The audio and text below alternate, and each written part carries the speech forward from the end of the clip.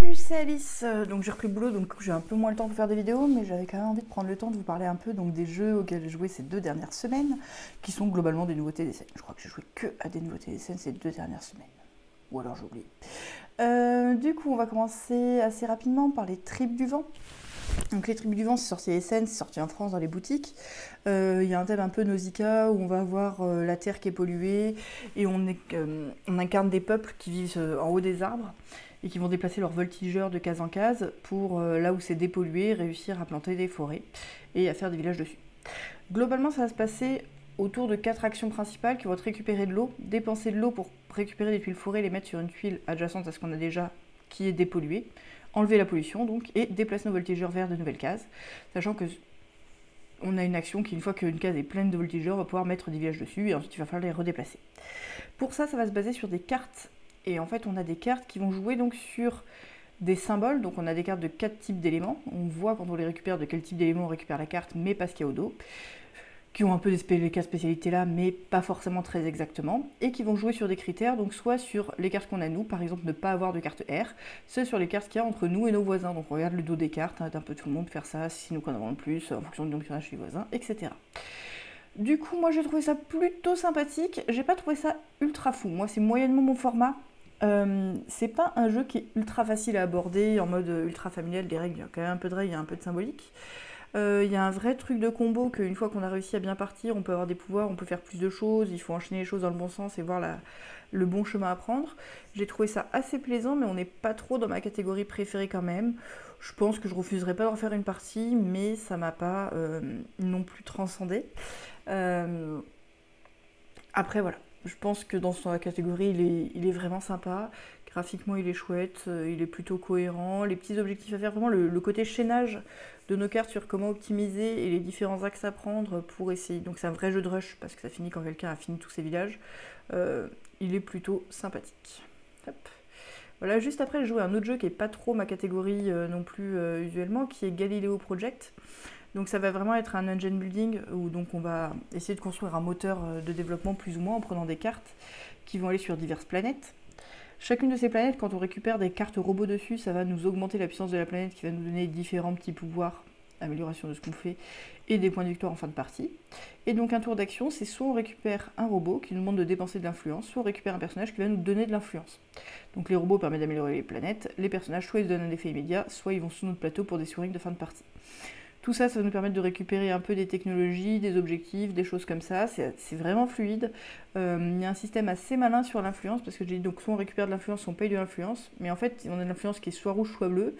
Et du coup, on va pouvoir dépenser pour l'une ou des cartes, sachant qu'on peut payer de l'argent. L'argent, c'est relativement rare, pour aller changer de couleur. Du coup, il y a vraiment pareil des petits choix, des enchaînements, des choses qui marchent assez bien dans sa catégorie. Moi, ça m'a laissé relativement froide, mais j'ai fait des choix intéressants pendant la partie, une partie opportunisme sur le marché, voir ce qui se passe. J'ai entendu des potes dire que en fonction des parties, en fonction de comment on part un petit peu au début, ça change vraiment la phase des parties, les technologies, donc ça a l'air assez varié. Il a très bonne presse. Voilà.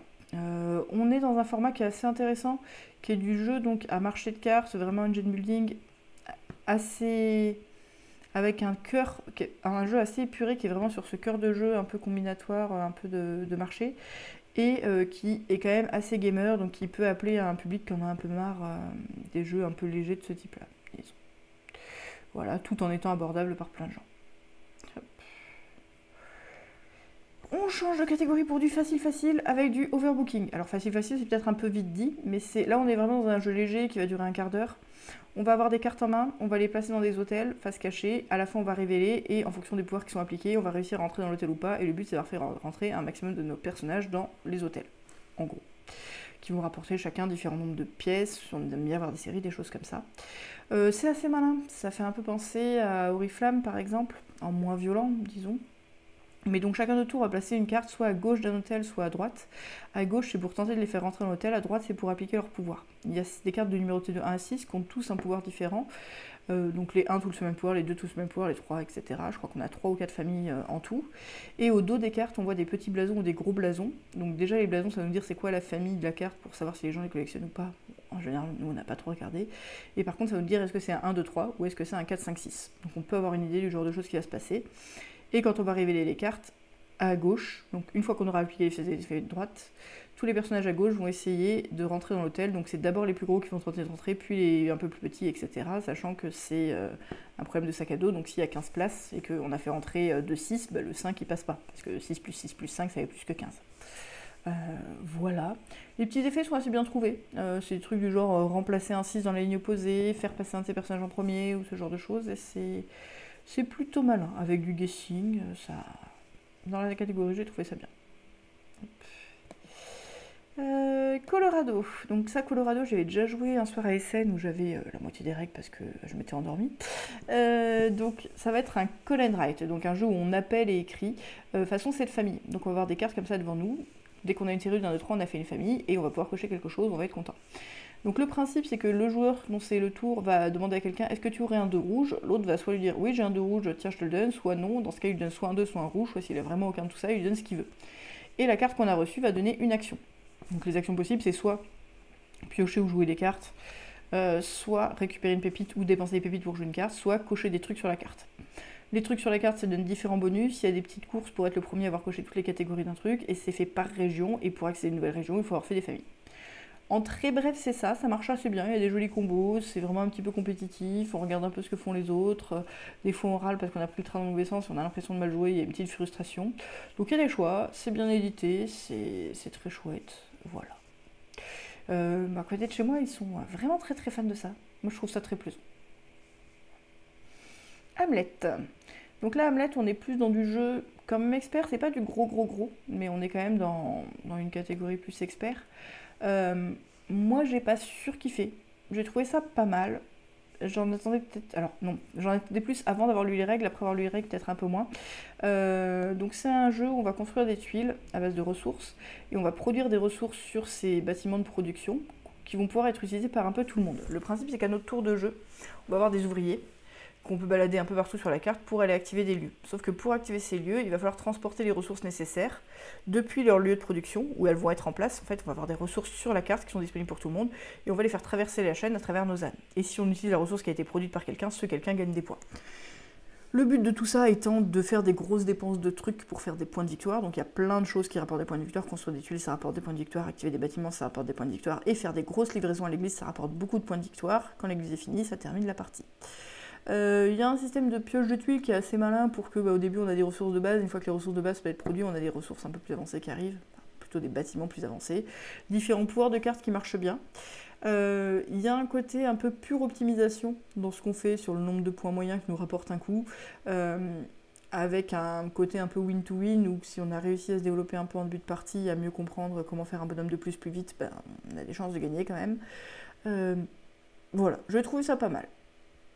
Ça marche assez bien, c'est assez dur à lire, il y a beaucoup de choses sur le tableau, et c'est réussir à visualiser les meilleures solutions à notre tour.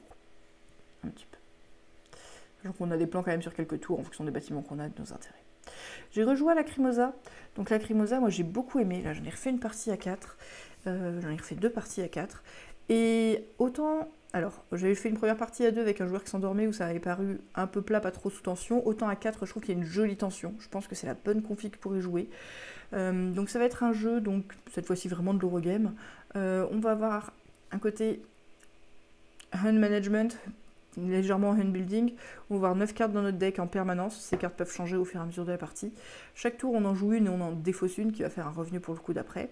Et on joue l'action indiquée. L'action indiquée va dépenser des points d'action d'une des 3 catégories de points d'action et jouer donc soit sur récupérer des nouvelles cartes, soit sur récupérer des opus qu'on va passer devant nous, opus qu'on peut ensuite soit utiliser pour faire des représentations, soit les vendre pour augmenter notre niveau de finance.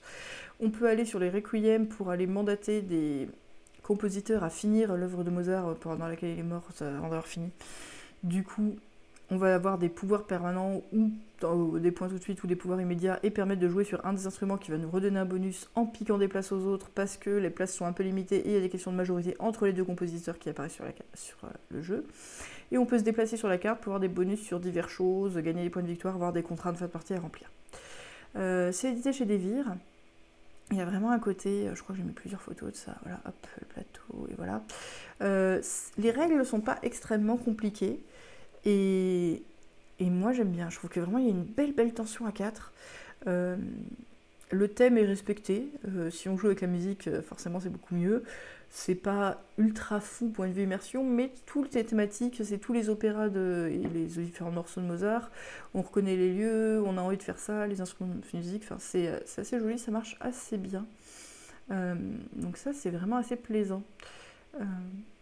J'ai pas envie d'y rejouer à deux, je pense qu'à deux ça va manquer de tension, que sur la carte il se passe moins de choses.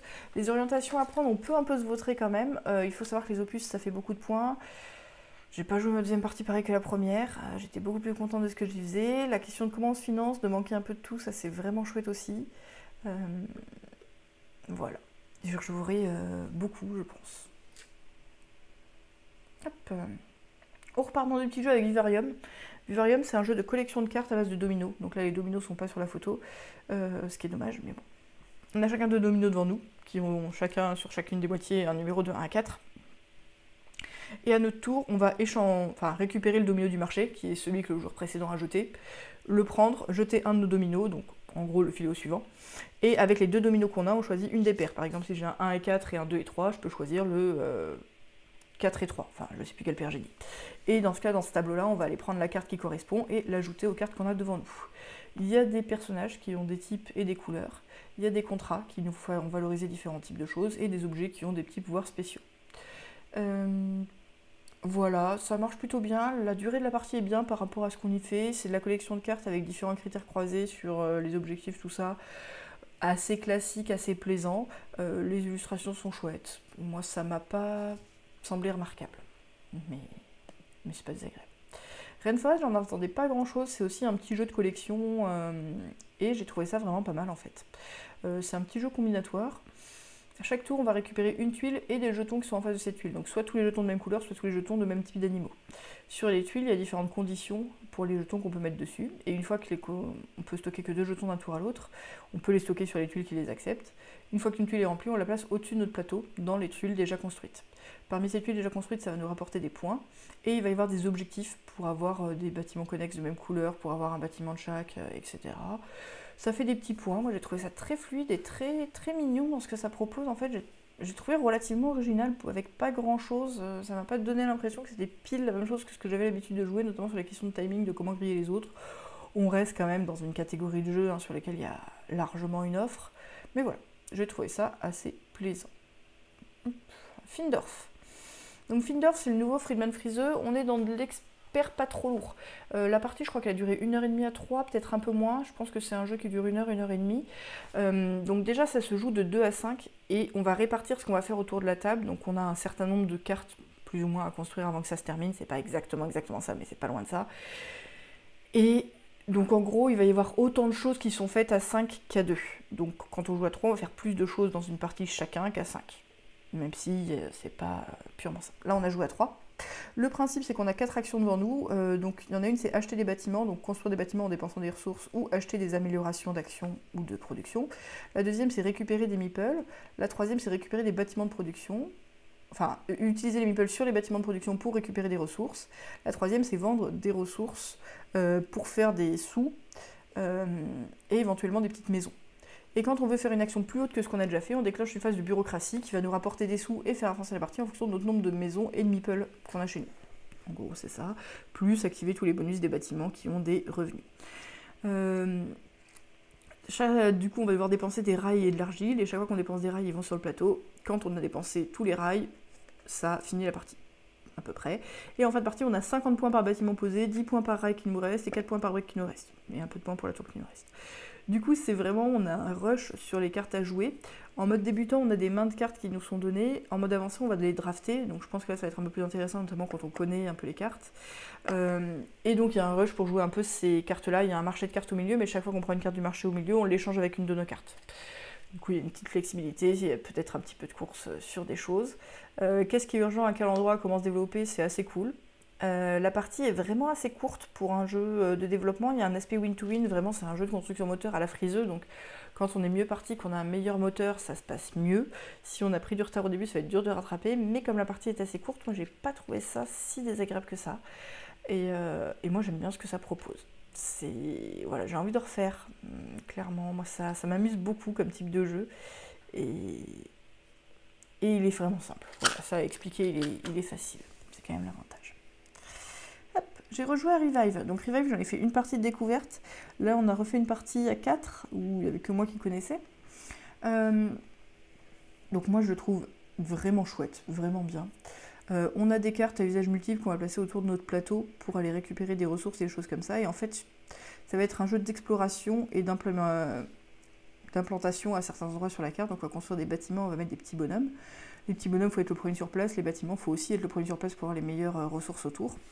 Et globalement, à chaque tour, on va faire 2 actions. Parmi poser une carte, utiliser notre Switch qui permet d'utiliser les cartes des autres parce qu'il faut jouer avec la partie de campagne qui est l'épisode 2 qui donne cette règle-là. Les épisodes 3, 4, 5 donnent des modifications de mise en place de départ. Mais voilà, c'est pas vraiment une campagne. Et ensuite, on va soit explorer un territoire, donc en général, ça va nous coûter de la nourriture et des bouquins. Surtout de la nourriture. On va pouvoir faire des technologies, ça va nous coûter des bouquins et il va falloir pouvoir les implanter. Choisir un lieu où mettre nos bonhommes sur la carte, qui est encore accessible, ou alors mettre un bâtiment sur la carte qui va nous permettre de faire avancer ces pistes sur notre plateau personnel qui débloque des machines. Il y a un côté très chouette dans ce qu'on fait sur le plateau, il y a une vraie tension, il y a une vraie course aux places, on se tire un peu la bourre, on regarde qu'est-ce qui risque d'être possible pour l'autre ou pas. Il y a une question aussi de repos au moment de nos choix qui va résister notre plateau. Et sur notre plateau, il y a des combos qui sont vraiment assez jouissifs, donc c'est typiquement le genre de combo où on regarde pas ce que font les autres et on fait nos petits combos dans notre coin et on est super content des enchaînements qui font pam pam pam pam pam. Donc il y a ce mélange de... On est vraiment intéressé à savoir ce que les autres font sur la carte. Le qu'est-ce qu'ils font, ça nous intéresse. Le comment ils font, on s'en fout un peu. Mais le comment on le fait soi, c'est assez jouissif. Il y a plusieurs pouvoirs de pulp, ce qui a l'air de rendre les choses assez variées. Des pouvoirs avancés pour quand on connaît un peu mieux le jeu, un graphe de départ. Vraiment, c'est chouette. Par contre, moi, le défaut que je lui trouverais, plutôt en mode défaut qu'en mode juste c'est moi qui aime pas, c'est que la partie est courte. En fait, la partie se finit quand il y a eu 12 artefacts de récupérer.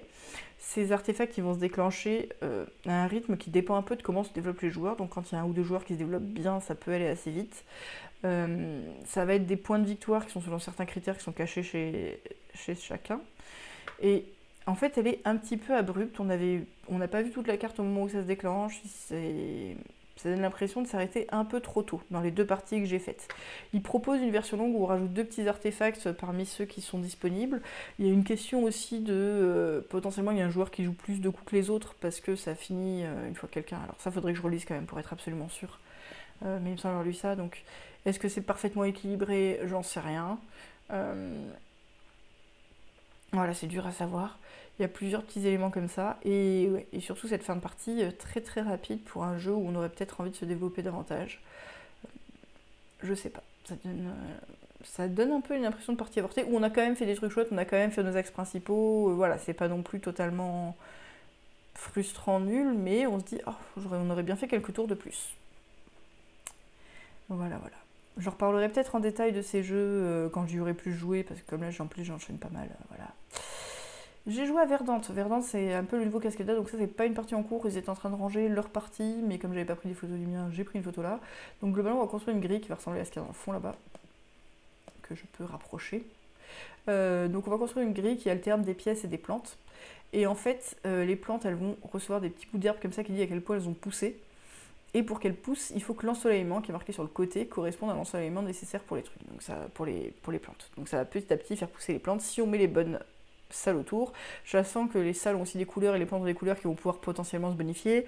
Quand on récupère une salle et on récupère en général une carte et un jeton.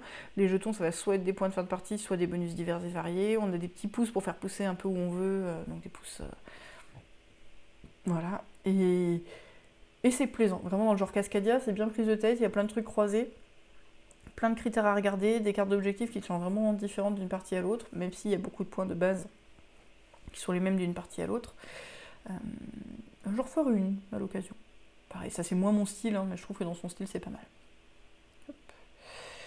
J'ai joué à Impression. Alors ça, Impression, moi je m'étais pas renseignée dessus avant SN, et je savais pas ce que c'était, et j'ai vraiment beaucoup aimé. C'est du gros jeu, c'est du vrai expert. Il y a un système d'action à base d'ouvriers et un système de production. On va avoir des tuiles comme ça devant chez nous, donc des bouquins qu'on passe à l'imprimerie, donc on les récupère en dehors et on va devoir dépenser des points d'action lors de la phase indiquée du jeu pour les faire avancer sur ces étapes de 1 à 4 puis les sortir en dépensant des ressources, une des 3 ressources du jeu, donc qui sont de l'encre, du métal et du papier. Et une fois qu'elles sont sorties, ça va nous rapporter des points de victoire et différents bonus un peu partout. On a aussi plein d'autres trucs dans le jeu. Donc on a des tuiles, je sais pas trop des tuiles de quoi, mais des tuiles de production qui vont là au début, qui vont ensuite sur le plateau à droite, notre plateau personnel pour accomplir différents objectifs, faire des grosses actions bonus. On va avoir devant nous un plateau de technologie qu'on va pouvoir un peu remplir pour réactiver des lignes, pouvoir regagner des choses. Et on a une carte une carte centrale sur laquelle on va pouvoir se déplacer pour avoir des villes qui vont nous permettre d'avoir des usines qui vont donner des bonus permanents et des bonus d'action sur les villes assez fortes au moment où on s'arrête dessus. Le tour il se divise en plusieurs phases. Il y a une première phase d'action où chacun va jouer 2 actions autour de la table. Donc ça, j'en reparlais un petit peu. Puis il y a une phase de récupération de contrats où, en fonction de notre avancée, on va choisir d'abord le dernier, mais le premier il paye moins cher parmi les contrats qui restent. Enfin, parmi les trucs à imprimer, les contrats, c'est des petits bonus en plus.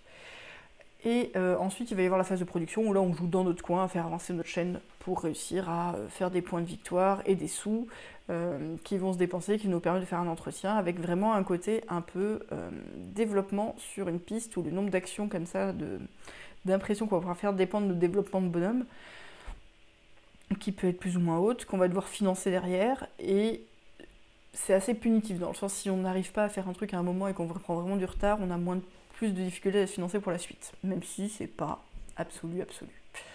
Hop. Le système d'action, comment ça va se passer? On va avoir des meeples qui sont comme ça sur des cases, donc ils sont couchés quand ils ont déjà joué, debout quand ils n'ont pas encore joué. Et donc ils vont être soit en bas de la carte, soit en bas d'une case d'action, soit en haut d'une case d'action. Quand ils sont en bas, ils peuvent se déplacer. Donc selon l'ordre du tour, de une case, 2 cases ou 3 cases, exactement. Si on veut aller plus loin, il va falloir dépenser des points d'impression qu'on ne dépensera pas pour autre chose. Et il va arriver sur une case, et sur laquelle on fait soit l'action en haut, soit l'action en bas, en général celle d'en haut, pour gagner ce qui est marqué dessus, en général une des grosses actions, du genre déplacer des tuiles, du genre se déplacer sur la carte, etc. Prendre des technologies. Ou alors, on prend un bonhomme qui est en haut, on le baisse, et on va, d'ailleurs n'importe quel bonhomme, on couche un bonhomme tout simplement en place sur la case en bas, donc s'il est en bas, il reste en bas, sinon il est en haut, il passe en bas. Et là, ça va permettre de faire passer tous les bonhommes vers le bas de leur case, donc de pouvoir se redéplacer plus tard, dans la même position, fatigué s'ils étaient fatigués, debout s'ils étaient debout, pour aller gagner les ressources qu'il y a sur le bas des cases, parce que donc le bas des cases, c'est des ressources. Et ça nous fait perdre du temps, mais on récupère une de ces tuiles un peu de production, qui va nous permettre de s'activer lorsqu'on fait la chaîne de technologie, mais aussi de plus tard pouvoir se placer sur cette grille qui nous permet de gagner des gros bonus et potentiellement de jouer des contrats si on a mis, c'est en dessous du plateau, on voit pas, des trucs selon la bonne forme. Donc c'est vraiment plein de critères croisés sur plein de choses, c'est vraiment assez riche côté combo. Au début on a l'impression qu'on fait quasiment rien parce que les actions elles sont toutes petites, mais comme au final les actions qui débloquent des bonus, qui permettent de faire d'autres choses, qui permettent d'enchaîner, qui permettent de se réactiver potentiellement si on joue bien dans le bon sens, il se passe des choses. C'est ultra tendu, ultra frustrant, on aurait envie d'en faire plus, on peut pas tout faire, c'est vraiment bien. Voilà, sur une partie. J'ai mis comme Together, j'ai oublié la boîte d'Autoban. Hop, je vais la chercher. Donc j'ai joué à Autoban. Autoban, ça va être un jeu qui est assez bizarre. On va développer des autoroutes en Allemagne. Pour ça, on va avoir un principe de hand building où on a 5-6 cartes en main, peut-être 7. Et pas plus. Chaque fois qu'on prend une carte, on la remplace par une carte qu'on a. On remplace pas forcément si on accède à des cartes, c'est pas forcément si fondamental le côté building. Ça existe, mais voilà. Et à notre tour, on va jouer une carte sur un des emplacements possibles, un qui permet de construire des routes, un qui permet d'améliorer des routes, un qui permet de charger des camions, et un qui permet de construire des stations essence. Sur la couleur de... Donc les cartes ont une couleur, quand on joue une carte couleur rouge, ça veut dire qu'on joue sur la couleur rouge l'action indiquée.